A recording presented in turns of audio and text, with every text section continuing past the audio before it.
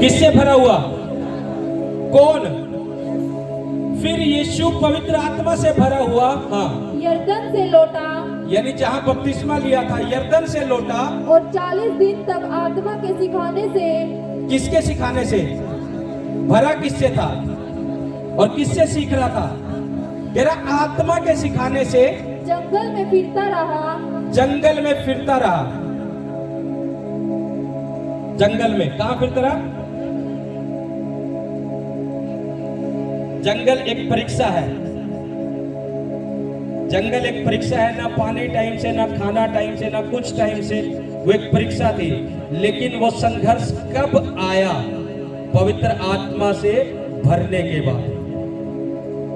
कब आया वो? जब यीशु मसीह पवित्र आत्मा से भरा तब आया, या जब यीशु मसीह पवित्र आत्मा से नहीं भरा था तब आया? कब आया? जब पवित्र आत्मा से भरा तब वो परीक्षा, वो संघर्ष, जंगल यीशु मसीह की लाइफ में आया। और आया कब? जब पवित्र आत्मा से भरा, जंगल से चला, 40 दिन उपवास करे। और उपवास में, अब इसका आगे भी पढ़ो। और शैतान उसकी परीक्षा करता रहा। कौन करता रहा परीक्षा? किसकी कर रहा है? किसकी कर रहा है? नहीं, किसकी कर रहा है? किसकी कर रहा है? हाँ? आत्मा से भरे हुए लोगों को। तुम नॉर्मल एक रटी रटाई बाइबल ना पढ़ो, उसकी गहराई देखो। सबको पता है यीशु मसीह कर रहा है, लेकिन क्यों कर रहा है? किस व्यक्ति की? आत्मा से भरे हुए व्यक्ति की। कौन परीक्षा कर रहा है? शैतान। आज कलीसिया सोचती है मैं प्रार्थना में हूं, मैं संगति में हूं, मैं सब चीजों में हूं, लेकिन मेरी लाइफ में ये संघर्ष, मेरी लाइफ में ये दुख क्यों? मेरे बिजनेस में ऐसा क्यों? मैं प्रार्थना में भी हूं, उपवास में भी हूं, संगति में भी हूं।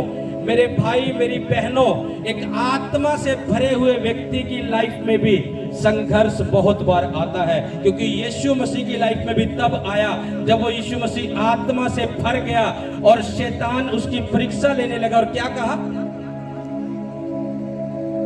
पढ़ो। उन दिनों में उसने कुछ न खाया, और जब वे दिन पूरे हो गए तो उसे भूख लगी। उन दिनों में कुछ नहीं खाया। जब 40 दिन के उपवास पूरे हो गए यीशु मसीह के, तब यीशु मसीह को भूख लगी। हाँ, तब शैतान ने उससे कहा, यदि तू परमेश्वर का पुत्र है तो इस पत्थर से कहा कि रोटी बन जाए। सुनो, अब एक व्यक्ति उपवास रखता है। जब मान लो किसी ने 21 दिन के, 40 दिन के उपवास रखे, उसके मन में कुछ तो है प्रभु से लेने के लिए, तभी तो वो उपवास रख रहा है। किसी की ये इच्छा है कि मेरे परिवार में ऐसा हो, किसी की ये है कि प्रभु मुझे आत्मा में बढ़ा। हर किसी की कुछ ना कुछ इच्छा होती है, तब वो उपवास रखता है। और अगर मान लो किसी ने 40 दिन के उपवास रख लिए, और 40 दिन के उपवास के बाद जब 41वां दिन आता है, पता है कैसा होता है वो? पता है कैसा होता है? बस अब खुलेगा स्वर्ग, और आज सुबह ही आ जाएगी ये चीज। बहुत विश्वासी के माइंड यहां सेट होता है। आज 40 दिन पूरे हुए, बस अब कुछ होगा। आज 21 दिन पूरे हुए, बस अब कुछ होगा, अब स्वर्ग खुलेगा। बस यहां ऐसी घंटी बजने लग जाती है, हाँ कि ना? अब कुछ होगा। यीशु मसीह के जब 40 दिन के उपवास पूरे हुए, अटैक शैतान ने तभी करा जब वो उपवास पूरे करके हटा। एक व्यक्ति जब उपवास से पूरे करके दूर होता है, बहुत बार शैतान तब अटैक करता है कि उन्हें लगे तेरे उपवास का तुझे क्या मिला है। लेकिन यीशु मसीह खुद वचन था, जब 40 दिन के उपवास पूरे करके, तब शैतान कह रहा है इस पत्थर से रोटी बोल बन जाएगी। तू परमेश्वर का पुत्र है, तुझे भूख लग रही है, तूने 40 दिन के उपवास रखे, तू अभी भी ऐसा ही है। तूने 21 दिन के उपवास रखे, तू अभी भी ऐसा है। तेरा संघर्ष अभी भी खत्म नहीं हुआ, तेरे परिवार में अभी भी बदलाव नहीं हुआ, तेरे बिजनेस में, तेरे फाइनेंस में कुछ भी चेंज नहीं हुआ। क्या मिला तुझे उपवास करने का? क्या मिला तुझे प्रार्थना करने का? क्या मिला तुझे संगति में जाने का? लेकिन अगर एक व्यक्ति का संघर्ष परमेश्वर की ओर से आ रहा है, तो वो संघर्ष तुम्हारे लिए बढ़ती का होगा। यहां यीशु मसीह की लाइफ में कब आया? जब आत्मा से भरा, परमेश्वर के अनुसार चल रहा है, सब काम कर रहा है, लेकिन हिम्मत नहीं हारी। बाइबल में लिखा है एक एक आज्ञा को पूरी किया यीशु मसीह ने।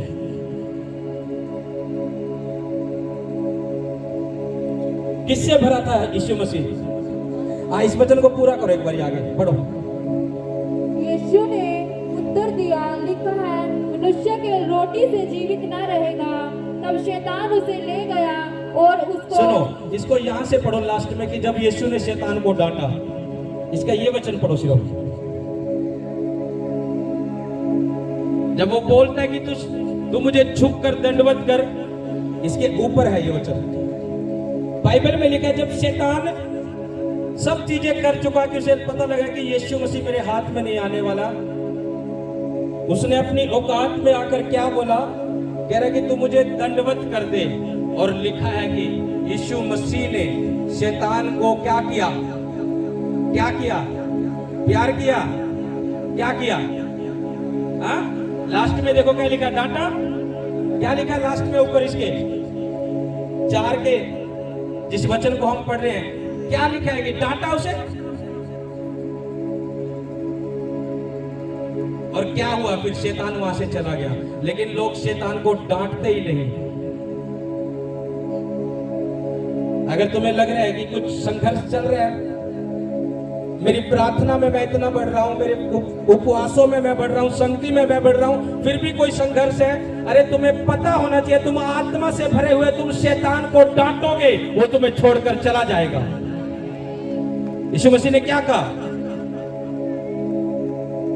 उसने यही तो कहा कि तुम, जब हम उन चीजों को डांटते ही नहीं, देखते रह जाए। परमेश्वर इमोशनल नहीं है। फिर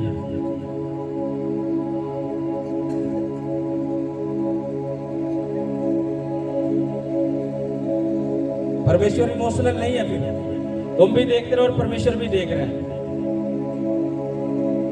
मैंने अपनी लाइफ में ऐसे प्रैक्टिकल रिजल्ट देखे हैं साथ के साथ। एक जगह बैठा मैं, साउंड चल रहा था, अजीब से गाने वाले में बज रहे थे, इनसे मेरे को बड़ा वो लग रहा था।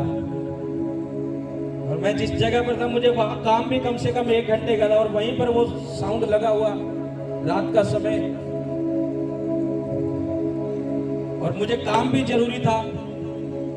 सिर्फ मैंने एक छोटी सी प्रार्थना करी, सिर्फ आत्मा में, कि प्रभु जब तक मेरा काम नहीं होता यहाँ पर, इस चीज को बंद कर दे। मैं कह रहा हूँ 5 सेकंड भी मैंने ज्यादा बता दिया, एकदम से बंद हुआ, और जब तक मेरा काम कंप्लीट नहीं हुआ तब तक चला नहीं कुछ भी। अगर तुम्हें पता हो कि हम आत्मा से भरे हुए हैं और शैतान को डांटेंगे तो वो जाएगा, तो वो क्यों नहीं छोड़कर जाएगा? लेकिन बेचारे बन के बैठे रहो तुम, शैतान भी फायदा उठाएगा, परमेश्वर भी देखेगा। बेचारे बनने से काम नहीं चलेगा, उसे डांटना पड़ेगा। मैंने तुम्हें अपना आत्मा दिया है, तुम आत्मा में हो। जब तुम आत्मा में होकर उसे डांटोगे तो हो जाएगा। यीशु मसीह ने तब डांटा जब आत्मा से भरा हुआ था, और लिखा शैतान उसके पास से निकल गया। तुम बेचारे बन के सोचते जाओगे, देखते जाओगे, कुछ नहीं होने वाला। शैतान ने जितनी चोट तुम्हें दे रखी है, तुम्हारे फाइनेंस को, तुम्हारे बिजनेस को, तुम्हारे बच्चों को, तुम्हारी फैमिली को, उतने ही गुस्से से अपनी प्रार्थना में उसको डांटो, वो क्यों नहीं तुम्हें छोड़कर जाएगा? उसे जाना पड़ेगा। यीशु ने डांटा उसे और वो निकल गया।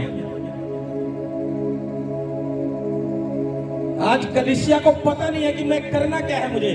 वो इमोशनल होएगी, उन चीजों पर काम नहीं करेगी अपनी प्रार्थना में। इमोशनल होने से कुछ नहीं मिलेगा मेरे भाई मेरी बहनों।